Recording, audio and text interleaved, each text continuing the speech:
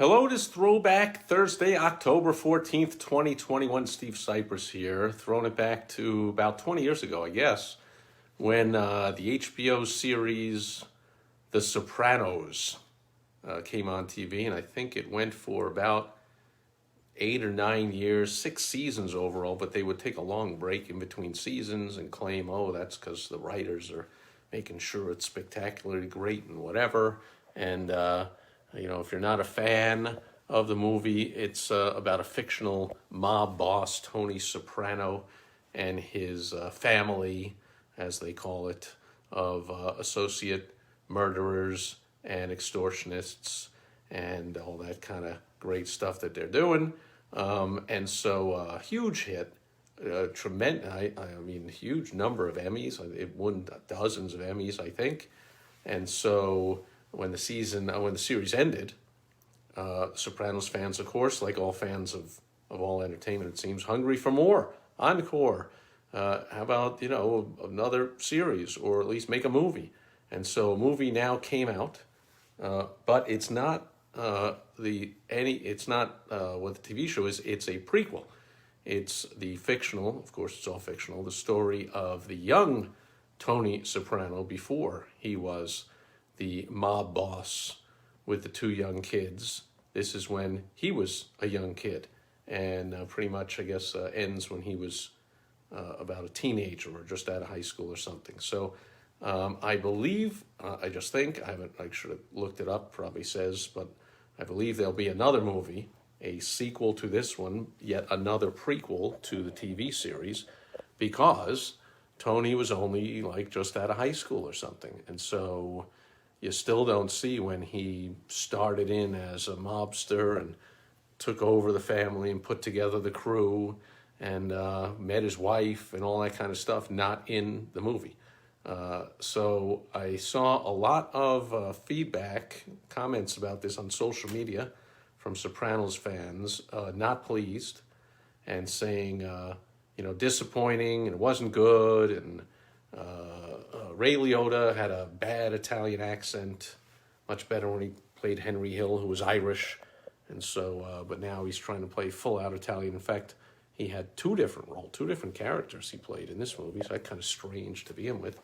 But anyway, so all this negative kind of stuff, but I was like, my beautiful wife Michelle and I watched every episode of that Sopranos as an entrepreneur. I mean, even though it's illegal, organized crime is entrepreneurial. They are running their businesses.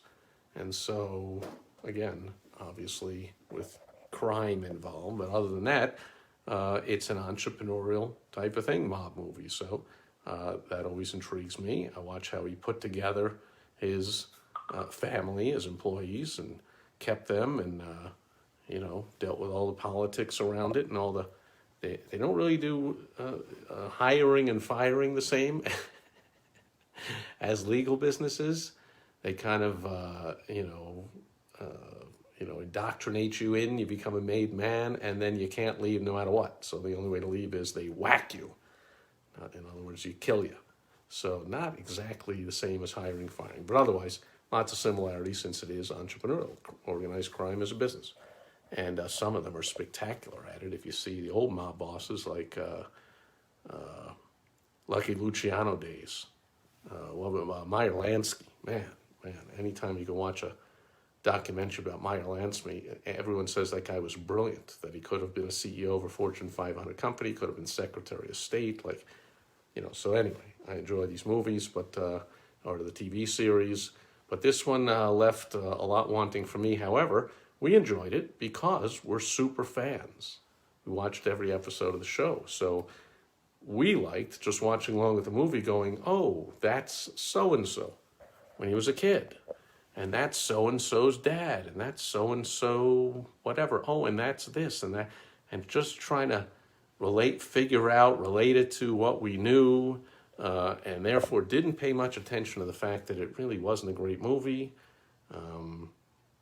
And again, when it ended, it left a lot to be desired. It did not tell a complete story of how Tony Soprano became the mob boss. So again, I think they'll make another one.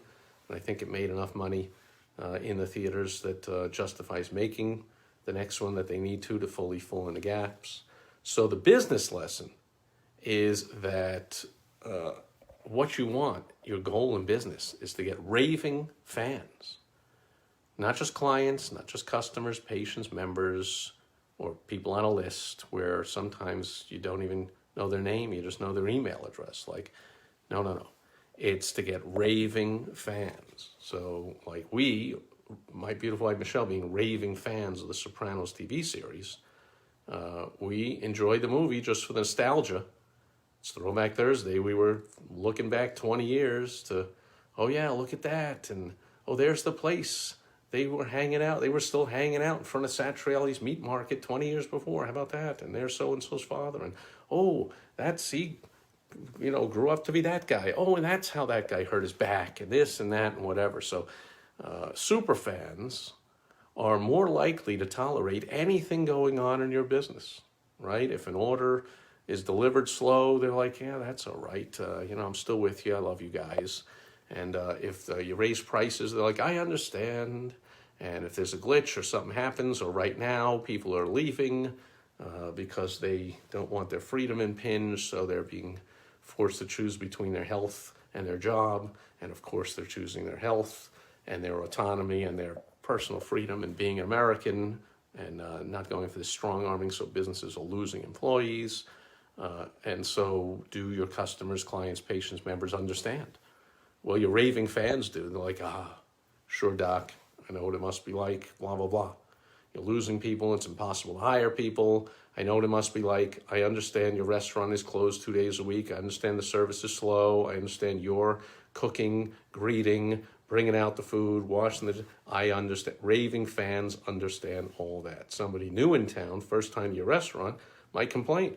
Oh, man, I waited online, and oh, man, I came by and you were closed on Tuesday. What kind of restaurant's closed on Tuesday? And then I waited online, and then we waited for someone to come to the table, waited for the order, waited for they're going to complain. So we did not really complain about the movie, I realized, until afterwards, when I realized, hey, wait a minute, it wasn't that great a movie. During it, we enjoyed it. We had fun, and we will watch. If I believe they need another one to fill in the gap, we'll watch the next one. We're raving fans. Speaking of which, by the way, another throwback, they came out with new episodes of the CSI show. Man, we watched every one of those. The overnight crew in Vegas solving the crimes, making it the most glamorous job in the world. Fantastic music, and everything is lighted up in all kinds of neon colors in the lab, and it's all state-of-the-art and the greatest job in the world, when in real life, I know some of those guys, these are the most boring jobs in the world. They are just looking through endless files of paperwork and looking for a fingerprint and looking for one strand of DNA and, searching through, mind-bogglingly, mind-numbingly, spending 3 days trying to gather all the evidence out of a room where someone was murdered or assaulted or whatever. Like, no, the CSI show, they solve every crime in one day. They always, actual law enforcement, DA, prosecutors, and cops call it the CSI effect, that juries expect, thanks to the CSI show, that every case is open and shut, that you have clear evidence and DNA. And they're like, oh no, that came from the CSI show. People expecting that we solve the crime with definitive, here's the DNA, here's how it worked. We bring him in, he confesses, everything is clear. Like, yeah, no. But anyway, we love that show too. And so we are raving fans. So even if the episodes are not that good, we're going to watch them. And we're going to watch them partly for the nostalgia of, there's the Who, one of my favorite bands. The Who is the theme song to all three of the different versions of CSI. They had 3 different theme songs. Oh, remember that when the song comes on, and remember that character and this and that. So you want raving fans in your business. If you want help on how to turn buyers, customers, even prospects into buyers and then into raving fans, I pretty much specialize in that, since I specialize in helping my clients, business owners, to raise prices and increase profits. And a lot of that is done by creating, turning customers into raving fans. That's not done in any manipulative way, by the way, and perhaps I know I've talked about it before and I'll shoot some more videos on it, but if you want the shortcut, just get on my calendar and we'll do a quick call and I'll point you to some resources, point you in the right direction for your specific situation. That's helpfromsteve.com. Raving fans is what you want. You don't need many of them, by the way, to make a really nice living and become wealthy.